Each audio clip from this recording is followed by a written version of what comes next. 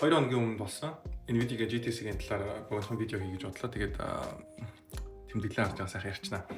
Тэгэхээр Jensen Huang гарч ирж байгаад хэмэл оюухантай холбоотой эрэлт маань өнгөрсөн жилдээ харьцуулах юм бол 100 дахин өндөр юм байна гэдгийг ойлгосон гэж хэлсэн. Тэгээд энэ маань нэлээд булш яриануудын нэг болсон. Тэгээд Blackwell гэдэг шинэ генерашных нь GPU маань production бүгд ready болсон. Одоо нэгсэндээ үйлдвэрлэлээс гараад энэ жил бол бүр ингээд борлуулагдаад явна гэж хэлсэн. Тэгээд өмнөх генерашны Hopper-тай харьцуулах юм бол 40 дахин хүчтэй GPU байх юм байна. Тэгээд Hopper-ын дараа Blackwell Ultra, тэгээд дээрэс нь юуны Dark Matter гэж юм байдгийг илрүүлсэн.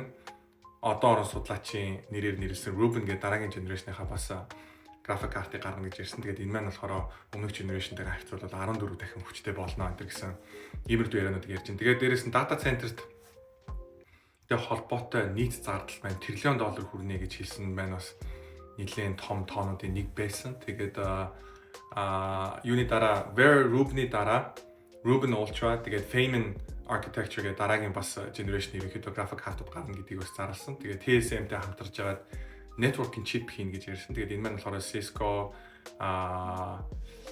тэгээд өөрчлөлөө Intel гэх мэтлийн компаниуд ерөнхийдөө өрсөлдөх team chipнүүд ерөнхийдөө optic team chip ерөнхийдөө гарна гэж бол ярьсан. Дээрээс нь General Motors-тай хамтраад одоо Tesla шиг өөрийн гэсэн resource байх машины компаниуд маань Nvidia-гийн технологиг ашиглаад жолоочгүй машиныг жишээ нь гарах боломжтой болж байгаа юм. Дээрээс нь CrowdStrike-тай хамтарна гэдэг бас announcement-аас гаргасан. Дээрээс нь Disney-тэй хамтарч байгаад Newton гэдэг physics engine гаргана гэж ярьсан. Энэтэй холбоотойгоор Disney-гийн хувьцаас өсч орж ирсэн. Тэгээ robotics-тай холбоотойгоос нэлээд их юмнууд ярьсан. Тэгээ robotics маань дараагийн олон $1 trillion тэнцвэрт хамгийн том industry болох магадaltaй гэж бас дурдж бас ярьж илээ. Тэгээ дээрэс нь бүх дата центруудыг хамгийн лимит хийж байгаа хамгийн одоо хязгаарлах фактор бол явж ерөөсөө эрчим хүч болно гэж ярьсан. Тэгэхээр эрчим хүчтэй холбоотой хувьцаануудад бол нэлээд буулш бол ярьсан гэж бол бодож байна. Тэгээ дээрэс нь сүүдэд гарсан мэдээллүүдийн нэг маань юу байсан бэ гэхээр Техаст Oracle-ийн барьж байгаа Stargate гэдэг нэртэй дата центр маань ихэд нийтдээ 12-оос 13 тэрбум доллартай тэнцвэрт ерөнхийдөө бол энэ Blackwell-ийн график картыг авч хэрэглэх юм байна.